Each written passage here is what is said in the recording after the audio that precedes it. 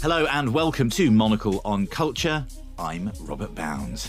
We're turning over a new leaf on our exploration of the best bits of summer culture today. It's time for us to dive into the books you should be reading on beaches, in aeroplanes, or on ill-fated summer British picnics. God help us all. I enjoyed two lively conversations at Monocle on Culture HQ for this episode. The first with the Scottish author and screenwriter John Niven. Niven's moving 2023 memoir of his brother Gary is out now in paperback. Then I was delighted to meet first-time novelist Mariel Franklin, whose debut is a smart, supremely current book about sex, tech and friendship. Do stay tuned. That's all coming up here on Monocle on Culture.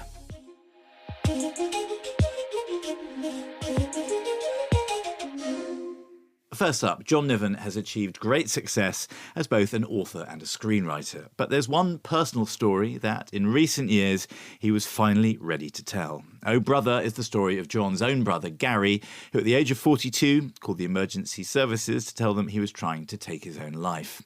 He was taken into hospital, where he was left alone in a room and again attempted suicide. He was then found unconscious and put in a medical coma from which he would never awake. It goes without saying that Oh Brother is a profoundly moving story of troubled minds and tragic moments. But it's also a tender and often very funny look at sibling relationships and what it can take to knock them off course, as well as the profound and loving ties that always remain. On the release of the paperback, John joined me to discuss the book, and I began by asking how he found the balance between heaviness and humour. Funny is my sort of default setting. I find it hard not to go for the gag. There was a bigger sort of structural reason for it, if you will. And that when somebody dies, without any spoilers, he committed suicide at the age of 42. Mm-hmm. It's important to recognise that how a life ends doesn't define what the life was. You know, there was a lot of great times and funny stuff, as well as the darker stuff. And I think it's not within me to write, if you will, a sort of misery memoir. Yeah. I couldn't have done that. It was really important to me that the book had a lot of humour in it, and I've just finished doing the paperback tour, and it's funny, I still meet people who say, oh, I really want to read your book. I'm sort of gearing myself up to read it. I'm building up to it. They think it's going to be a more negative emotional than a high emotional. I think they're thinking it's just going to be kind of relentlessly dark, because the core subject, suicide, is of course one of the darkest subjects. But that's not all the book's about, you know. As you point out, there's hopefully a lot of humour and levity in it. There's a lot of humour. Mostly at my expense. A lot of it, but also obviously there's such a lot of love for Gary Shades, your brother. You write about him with such a tenderness. You often seem in awe of him. The bit I reread on the way in this morning, John, was when he sort of paraphrases Shakespeare at some afters, and again you're kind of in awe of your younger brother and his amazing capacity to charm and get to the nub of the matter without kind of knowing how he got there almost. He was very funny that he boiled all of Shakespeare down to have at thou Garfunkel. As I say in the book, we weren't sure whether he meant the London restaurant chain or the songwriting partner of Paul Simon. Yeah, but he there's something about Guildenstern in there somewhere. Isn't there? I think he got that detail. But he's one of those sort of force of nature guys who could be incredibly funny. He was a difficult guy too, though. That has to be acknowledged. We had a kind of dynamic not a million miles away from Noel and Liam. And that I was the kind of older brother who spent more time in the bedroom with the guitar and records and sort of thinking about things, whereas Gary was the swaggering, cool, handsomer, slimmer, cooler, better dressed. He was kind of that guy, you know. Yeah. Years later, I read a quote from Noel talking about Liam when Noel said that Liam was often like a man with a fork in a world of soup. And I thought that's kind of exactly what my brother was like. He could never quite play by the prevailing rules. To paraphrase Martin Amis, any other set of rules might have worked, but the prevailing ones were just no good, you know. And you've just, as you said, you've come off your sort of talking tour about the book.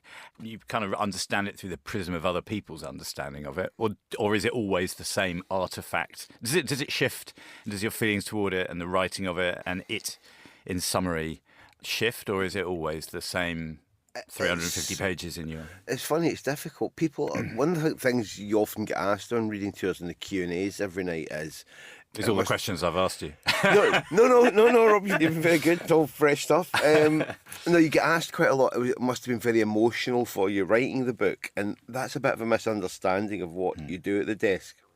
You have to come to the work quite clear-eyed and quite objective and unemotional. In a way, Graham Greene famously said that all writers need a chip of ice in the heart, and you have to have a bit of that to come at the material with the right, distance. What is sometimes more emotional is actually getting out and talking about it. It's your memoir, but it's also kind of looking in your brother's mirror somewhat, obviously, as well. So it's got this kind of dual structure. Did that feel like the fairest way to give yourselves both the crack of the whip? I always knew it wasn't just going to be my memoir. To be perfectly blunt, is that a bit too awkward? Or? No, I'm just not famous enough. I mean, I think when people write memoirs, if you're Mick Jagger, I'll read about what you did in second year at school. But I must be on some list for publishers where any kind of music-related biography I get sent, from quotes. Again, look, if you're Mick Jagger, fair enough. If you're like the bass player from Shed 7, I'm not going to read about what you did in second year. You have to be quite famous, I think, to justifiably write your autobiography, and I'm not that famous. But I thought that's why I thought Gary and I's story together was interesting. As a writer, you sort of crave things that are unique to you but also have the universal within them. Yeah. And I thought that story of two brothers from the same working class household, one who goes off and works in the music business and becomes a novelist, and the other one becomes a drug dealer who goes to prison for 3 years and then kills himself when he's 42. How do we fashion such different outcomes from the same raw material? It seemed to me that story had a universal application. You know? The other touch and structure, again, the other thing that I knew, it took me 10 years after my brother's death that I started writing the book. I struggled for a long time to find a structure that worked. And it was finally when I hit an idea. He didn't kill himself. Again, no spoilers. He didn't kill himself outright. He hung himself and wound up in a coma for a week. So the structure of the book is split between the present timeline of the week he spends in the coma, and we use that to sort of springboard back into the past to try and pinpoint the things that went wrong along the way. Yeah. I think that when you have a split narrative, without getting too poncy or technical, but when you have a split narrative like that, it's quite propulsive for the reader, because when they're in one timeline, part of your brain's ticking over wondering what's happening in the other timeline. It's got a great forward momentum, despite it's tender, it's beautifully written, but it's a propulsive book to read. It's exciting. That hopefully is the intention, because again, a lot of these books that I get sent of these musicians' memoirs, you read some of these and you think, this book is just a list of everything that happened to you from birth until typing. They're just congratulating themselves on the fact they can remember a third of it. Well, one of the best pieces of writing advice I ever received very early on, which was from my good friend, the novelist Andrew Hagen. Yeah. He said, just because something happened to you does not vouchsafe it as a piece of drama or literature. And you're very tender also. You set the scene. You grew up in Irvine, in Ayrshire, which was kind of a place of flux in a loving family, but it was also sort of a place of flux with a lot of influx from Glasgow, which was a burgeoning city, or rather maybe it was decaying and people were moving out.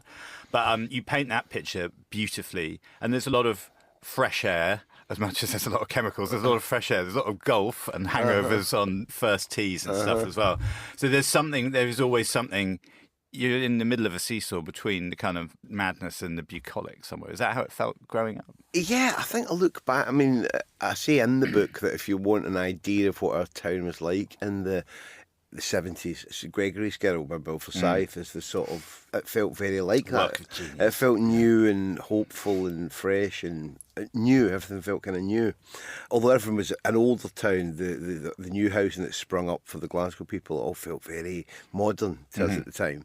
And I look back now because, I was growing up there in the 1980s when, there was huge unemployment, and I think at the time we thought it was very grim, but I look back now, it was actually a fantastic time we had then, because everybody I knew was in bands, and Andy Hagen did his fanzine, and we promoted gigs and pub back rooms and our own club nights and stuff. And out of that little scene, well, not only me and Andy, but there was, loads of other bands like the Big Gun, the Trash Can Sinatras, there was Graham Fagan, the artist, the very successful Scottish visual artist. There was a bunch of us who came out of that tiny scene who subsequently went on to do quite interesting and stuff for their lives. So, it wasn't a bad strike rate for a little small Scottish town in the mid-80s. When I look back now, I look in those days very fondly. You mentioned sort of Noel and Liam kind of camaraderie and rivalry with you and your brother Gary. But there's also kind of, you talk about him, again, being the kind of cooler, better dressed one. And he was quite a strong lad by the time he was 13. You were at school together, obviously. But you talk about the movement from punk into kind of baggy and kind of rave and stuff like that as well. What about that? Because that was a super exciting kind of point for the music industry that you would later join as an A&R man. Tell us a little bit about that scene and the kind of, I guess, something also that was kind of defined by drugs, going from speed to ecstasy and all that. Well, by the end of the 80s, I was still just playing guitar in an indie band in London who were getting nowhere and were completely broke. And I decided to go back to university to finish my degree.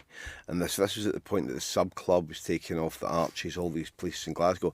And my brother, Gary, was already a bit ahead of me on that road. He was already very into that culture and lifestyle, and he was in the sort of, Joe Bloggs and the Timberland and the sort of club gear, whereas in the book I say I'm still wearing like a suit jacket and a polka dot shirt and Chelsea boots. Like I look like an ancient Ted during psychedelia in the 60s. So Gary was kind of hipper than me to get into that. And also, in tandem, that was a huge wave of hedonism. People suddenly, the club culture, the party life and that. At the time, you get Manchester and the Happy Mondays and Stone Roses all happening. It was all, prior to that, like a half a gram of speed and a six-pack of lager, and we thought we were the Rolling Stones. And then suddenly it was like these parties going on all night, going on all weekend. It was an interesting time in Britain because you had the whole culture of people packing their jobs in, and suddenly, bricklayers becoming DJs, or people that were accountants were launching record companies and doing fashion and doing record shops, all these things happening.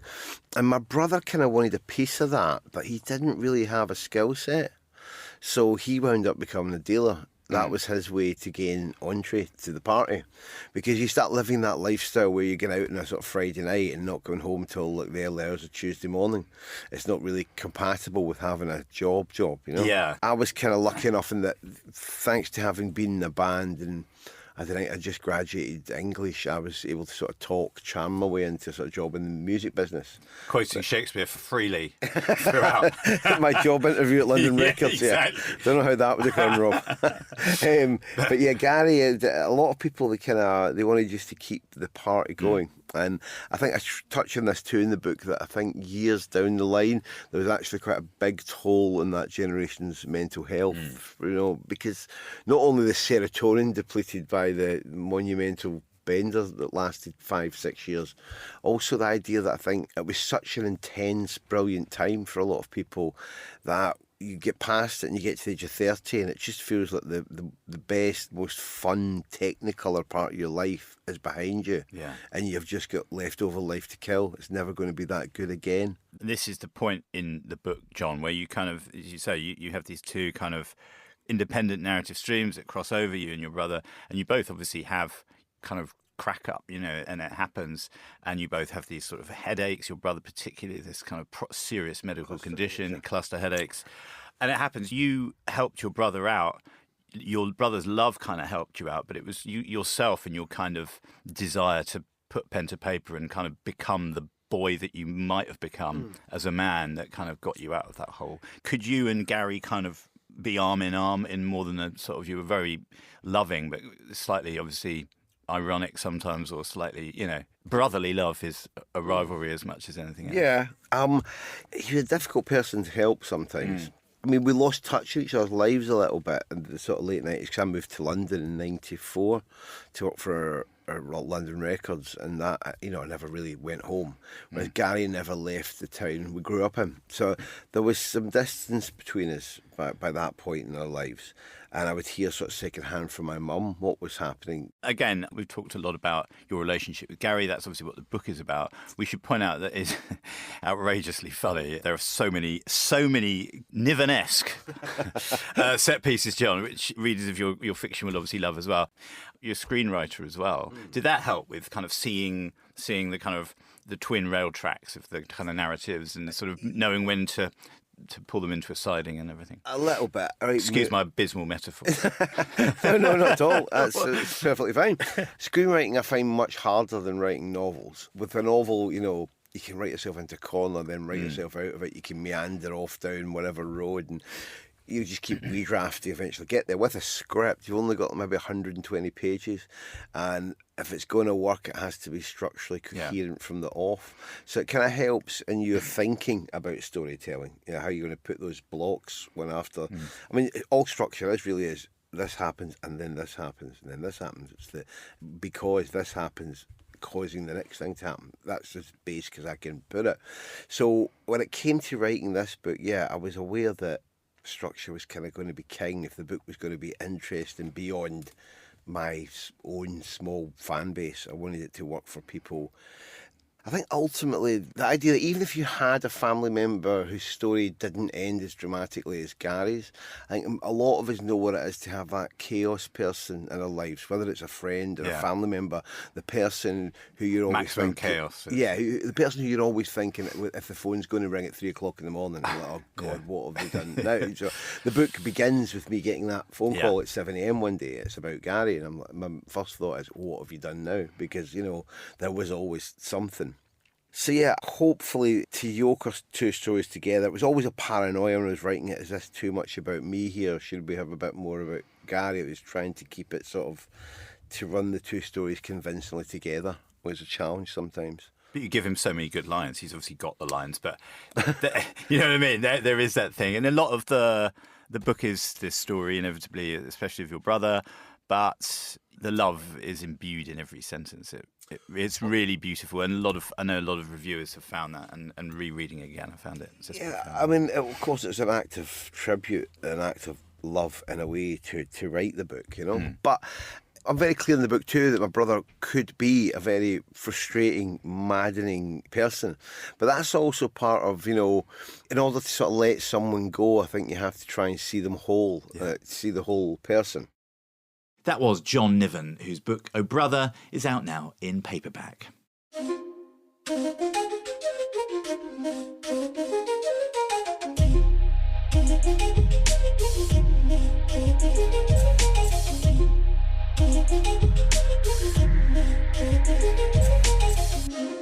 Next on today's programme, Bonding is the first novel from Mariel Franklin, a writer informed by both her fine arts education and previous work in the tech industry.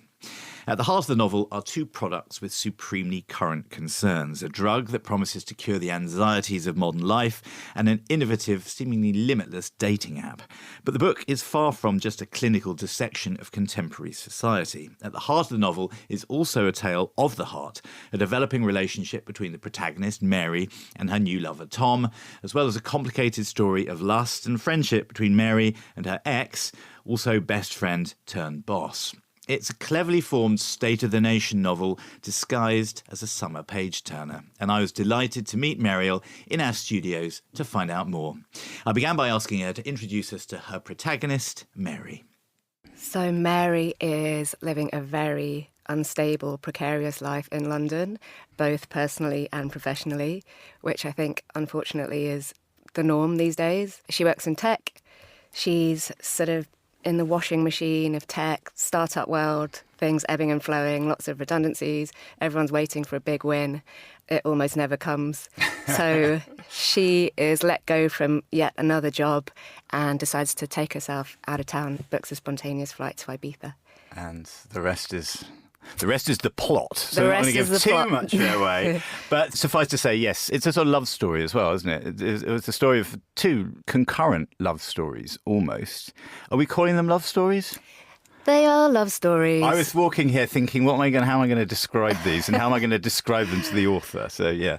They're love and sex stories, but it's also a book about love and sex in the 21st century. Yes, indeed. It struck me that was kind of what it is, and a book about kind of trying to have a relationship in the 21st century love story and all the technological, pharmacological, societal hurdles that arrayed in front of anyone trying to embark on such a profound gesture, right? It seems like that. Exactly, yeah. I wanted to write about liberation, sort of big picture, because I was at art school originally, and I had a job in tech as well. I was working in a square mile by day.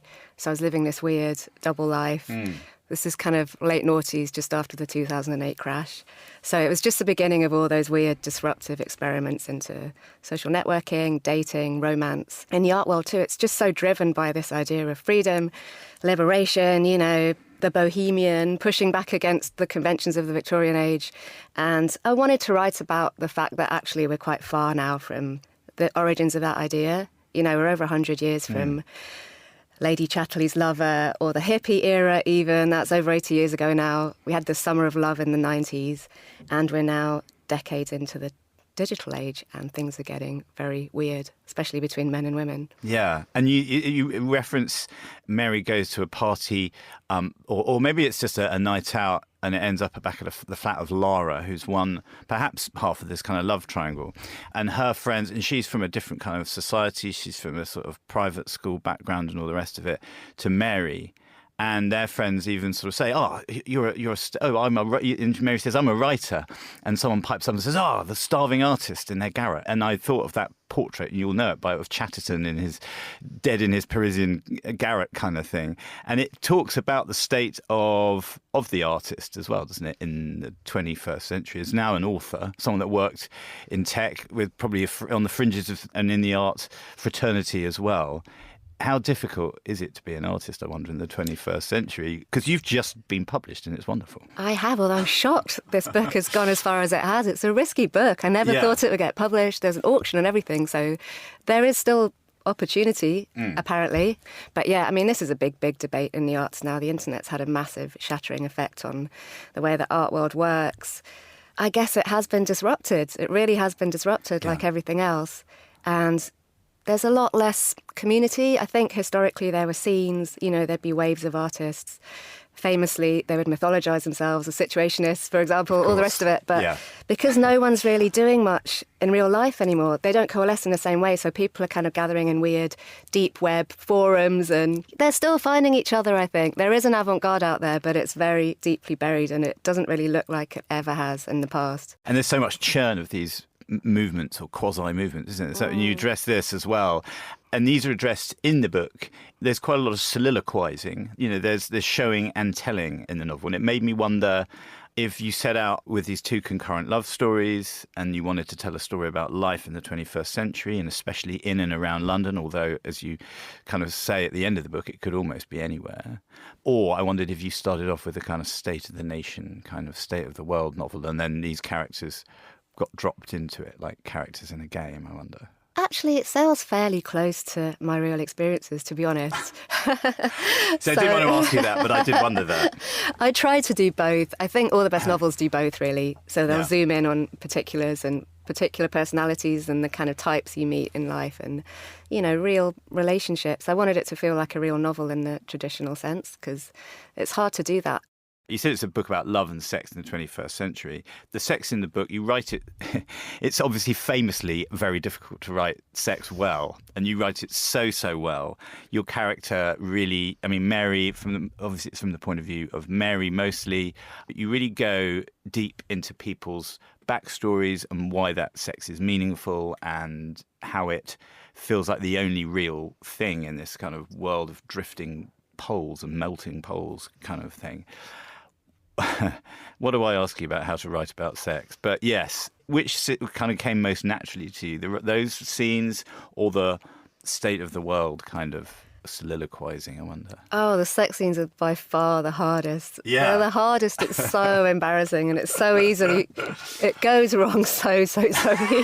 I'm glad you think one wrong adjective and you've messed the whole thing up, right? There actually aren't that many words. There really aren't that many words to describe things. So you're kind of stuck with the least 4 embarrassing words. But they're super convincing, and there is romance in it.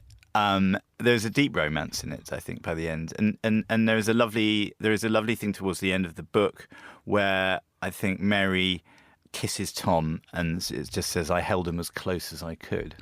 That seems to be the culmination of all that frantic madness, and all that sex seems to be a sentence as simple as that. There's something very believable and tender about that relationship. Did you want that to be absolutely three-dimensional? Did you want there to be an element of ephemerality to that relationship, I wonder? Well, I wanted to kind of show that it's still possible, but also that it's a kind of rebellion almost, because actually, if you do really fall in love, it's very difficult to intervene in that if you're a big tech corporation that's trying to create as much closeness as you can between yourself and your consumer. Actually, they can offer all sorts of alternatives to that type of romantic sex, but it's very hard for them to replace exactly that. Yeah. So it's one of the last sites of true rebellion, I think. Yeah, especially when it's set against the backdrop of this drug that is a kind of it's sort of like an ecstasy meets a Prozac kind of thing. I mean, they're all based on real companies. Yeah. There's nothing in there that's not really happening at the moment to some extent. Yeah, and what about that research for the drug and for the app and stuff? I know that you've got a background in working in tech firms and a background in the art world, but what about, did you have to do heavy research for this, or do you have friends that could say, oh, I'm working at this place and it's crazy they're doing this? I mean, I did do some research just for the real specifics, but I do still know people from that world. Some of them have done very well, and so I kind of, on the grapevine, I hear what's going on and who's funding what and, what they're hoping for versus what happens. But it's very uncontrollable. I think the real truth about all of these experiments is that actually often they do take hold, but not in ways anyone was expecting. So some of the ones that have survived, it's not for the original reason that they were funded. There are all sorts of second and third order effects. I mean, psychedelics are coming now soon in the antidepressant space. We'll see what really happens when that becomes mass market. It's a sobering thing, but half of it feels super fun. I want to be in half the scenes in the book and absolutely run a mile from half the other scenes in the book. You've written a book, a thing of permanence, a thing of paper and glue in an online world and commenting on that world and the ephemerality of that world. Is that a statement in itself about the sort of morality of the shifting sands of these things? And yeah, I just wondered whether that in itself is a statement. I mean, I'd like to think so. It takes a very long time to write a book, so it does really go against the grain of any other kind of writing you'll be doing, on text or whatever. But I really don't know. I mean, there's just so much content now. It's really hard to know if something like a novel will have the meaning it has now in 100 years' time. Who knows? Yeah, I suppose so. And also, this is obviously a book about the morality of all of these things, but you kind of tread lightly with that, with coming down on either side of it, I think. Your characters simply recognise the confusion and the complication of it all, I suppose. I didn't want to weigh in too hard because I think actually that's a whole other conversation and maybe that's a whole different book. But I think first things first, you have to sort of take a look at where we really are, competing impulses and all. And, maybe from that point we can begin to think about what we at least want the world to look like in 50 years' time, rather than sleepwalking into all sorts of things that maybe are not ideal. It's all fine behind a smoked glass window. Mariel Franklin, author of Bonding, thank you so much for your time. Thank you. And that is all for this week. My thanks to John Niven and Mariel Franklin. Oh Brother is published by Canongate, Bonding is published by Picador, and both are out now. Monocle on Culture is produced by Sophie Monaghan-Coombs and Steph Chungu, and Steph also edits the show. We'll be back at the same time next week, but until then, from me, Robert Bounds, thanks for tuning in.